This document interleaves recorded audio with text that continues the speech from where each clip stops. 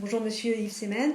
Vous êtes le président et le fondateur de l'Institut de théologie du corps qui tire son nom et son inspiration de la théologie du corps de Saint Jean-Paul II. Pouvez-vous nous dire brièvement ce que cet enseignement de Saint Jean-Paul II sur la théologie du corps a de nouveau dans l'histoire de l'Église? Alors, je vais faire court, parce qu'il y a beaucoup de nouveautés dans la théologie du corps, mais il y en a deux qui me semblent essentielles. La première, c'est que Jean-Paul II a l'audace, en quelque sorte, de considérer et de montrer que le corps humain, tel qu'il a été voulu par Dieu, a pour vocation d'exprimer quelque chose du mystère trinitaire de Dieu. Par quoi l'exprime-t-il? Par la dimension du don que le Créateur a inscrit dans le corps de l'homme et dans le corps de la femme. Le corps de l'homme est pour le corps de la femme, le corps de la femme est pour le corps de l'homme. Et de ce don mutuel peut jaillir une communion des personnes qui rend l'homme et la femme image de quoi? Image de la communion trinitaire des personnes divines. Parce que Dieu est avant tout un mystère de communion de personnes qui résulte de l'absolu du don mutuel des personnes dans la Trinité.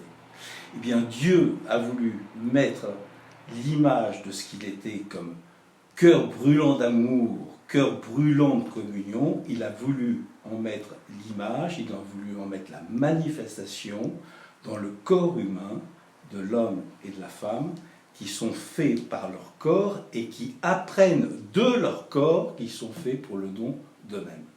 Et de réaliser ainsi dans le monde l'image du mystère, comme dit Jean-Paul II, du mystère invisible caché en Dieu de toute éternité, c'est le mystère de la communion des personnes divines, l'image dans le monde de cette communion trinitaire. Alors ça, c'est une première nouveauté, parce que jusqu'à présent, on avait surtout vu l'image de Dieu en l'homme sous l'angle où l'homme était doué de facultés spirituelles, une intelligence ouverte au vrai, la volonté ouverte au bien, une âme spirituelle, bref, qui lui le rendait quelque peu semblable à Dieu qui est pur esprit. Vous voyez, autrement dit, on avait une vision un peu spiritualiste de l'image de Dieu. Jean-Paul II nous montre une image incarnée, une dimension incarnée de l'image de Dieu. Ça, c'est effectivement une nouveauté, qui n'est pas d'ailleurs sans susciter quelques oppositions de certains dans l'Église, mais ça, c'est pas grave. La deuxième chose importante, c'est qu'il renouvelle complètement la théologie classique du mariage. On avait jusqu'à lui, d'une certaine manière, considéré le mariage comme le dernier des sacrements. D'ailleurs, saint Thomas d'Aquin dit que si on le met en dernier, c'est parce que c'est celui qui confère le moins de grâce, et par conséquent, il est normal de le mettre en dernier. Vous voyez, c'était au XIIIe siècle. Jean-Paul II a une vision beaucoup plus positive, on pourrait dire, du mariage.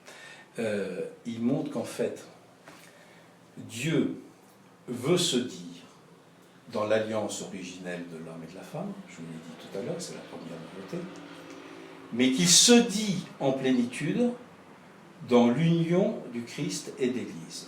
Le Christ qui est réellement un époux, l'Église qui est réellement une épouse. De telle sorte, dit-il, que le mariage, pour être authentiquement chrétien, doit être articulé aux noces du Christ et de l'Église, ce grand mystère dont parle l'Épître aux Éphésiens au chapitre 5, hein, le grand mystère de Dieu, en fait, se réalise en plénitude dans l'union sponsale ou nuptiale, si vous voulez, entre le Christ et l'Église. De telle sorte que le mariage chrétien est destiné à rendre cette réalité visible. Vous voyez ? Et qu'un mariage authentiquement chrétien doit être articulé à cette réalité du Christ époux de l'Église, son épouse, ce qui est terriblement exigeant. Parce que l'amour que le Christ époux donne à l'Église, son épouse, ça va jusqu'au sacrifice de la croix. Et que l'amour que l'Église s'efforce de rendre au Christ en retour de son amour d'époux, ben ça va jusqu'au martyre. Autrement dit, il y a une dimension sacrificielle dans le mariage. Et par ce biais-là, le mariage coopère à l'œuvre de la rédemption. Et donc, coopérant de manière privilégiée à l'œuvre de la rédemption, eh bien, tous les sacrements qui sont l'effusion de l'œuvre de la rédemption, on dit que le Christ nous a mérité tous les sacrements sur la croix, qui sont déversés sur l'Église par son côté ouvert, vous voyez, eh bien, tous les sacrements qui sont issus de l'œuvre de la rédemption doivent être lus et compris dans la lumière que projette la réalité du mariage sur tous les sacrements. Et donc, il va jusqu'à dire, le mariage, aux origines, le mariage de nos premiers parents, l'union que Dieu a voulu pour dire son être trinitaire, ce mariage devient le prototype de tous les sacrements de la Nouvelle Alliance. Donc là, il y a une révolution dans la théologie sacramentaire du mariage, et à travers elle, vous voyez, toute la théologie sacramentaire, parce qu'en fait, il faut relire tous les sacrements à travers cette clé de lecture qui est la nuptialité, ou la sponsalité, comme dit Jean-Paul II, et de voir dans le baptême comment il y a une dimension d'alliance dans le baptême, comment il y a une dimension d'alliance sponsale dans l'Eucharistie, comment il y a une dimension d'alliance dans le sacrement de l'ordre, comment dans la confirmation, etc. etc., etc. Et donc là, il y a un gros travail à faire pour les théologiens. Certains ont commencé à le faire, je pense notamment au cardinal Ouellette, je pense au cardinal Scola, qui ont exploité ces jalons que pose Jean-Paul II sur la théologie du corps en matière sacramentaire. Voilà, ça c'est les deux grandes nouveautés et qui sont prometteuses. Voilà. Vous écrivez que saint Jean-Paul II tenait particulièrement à ce que la théologie du corps soit enseignée en France. Pourquoi pensait-il que la France en avait particulièrement besoin? Je vais vous dire, c'est pas qu'il pensait que la France en avait besoin, il pensait que le monde en avait besoin et que ça passait par la France. D'accord. Autrement dit, vous savez, il connaissait très bien la France, il y avait séjourné pendant ses études au séminaire, et puis il aimait la France. C'est un des pays qu'il a le plus visité dans tous ses voyages apostoliques. Et je crois qu'il était particulièrement conscient. Alors pardonnez-moi, ça va faire un peu chauvin ce que je vais vous dire. Il n'y a aucun chauvinisme là-dedans, il y a plutôt l'appel à une exigence de service. Il était conscient que la France avait une certaine vocation à l'universalité. Et c'est vrai que si vous regardez bien, le nombre de choses, le nombre d'idées nouvelles, en bien et en mal d'ailleurs, qui sont issues de la France, c'est colossal. Vous voyez ? Je prends qu'un exemple. La clé de lecture gauche-droite pour lire la réalité politique. Ben, c'est nous qui l'avons avancé, la Révolution française. Lorsque, au moment de la Constituante, certains se sont mis à gauche des autres pour manifester leur opposition, si bien que les autres sont tombés à droite. Bon. Et donc, vous voyez, cette répartition gauche-droite, bon, la philosophie des Lumières, l'idée de la laïcité, vous voyez, on a exporté, nous avons un génie extraordinaire pour exporter le meilleur. Pensez que par exemple au XIXe siècle, pratiquement les 2/3 des missionnaires étaient français, dans le monde. Et puis, quelquefois, le pire. Bon.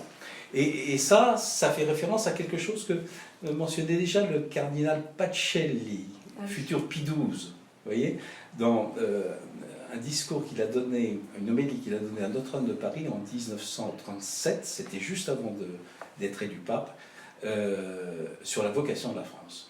C'était extraordinaire, il faut relire ce texte. Il y a une vocation de la France. Il y a une vocation de la France, il y a une vocation évangélisatrice, il y a une vocation missionnaire. La France, elle est fille aînée de l'Église, c'est la première nation à avoir été baptisée en 496, à travers le baptême de Clovis et de ses principaux barons.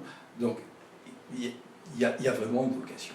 Et autrement dit, vous voyez, c'est que le monde en a besoin et que Jean-Paul II pensait que c'est par la France que...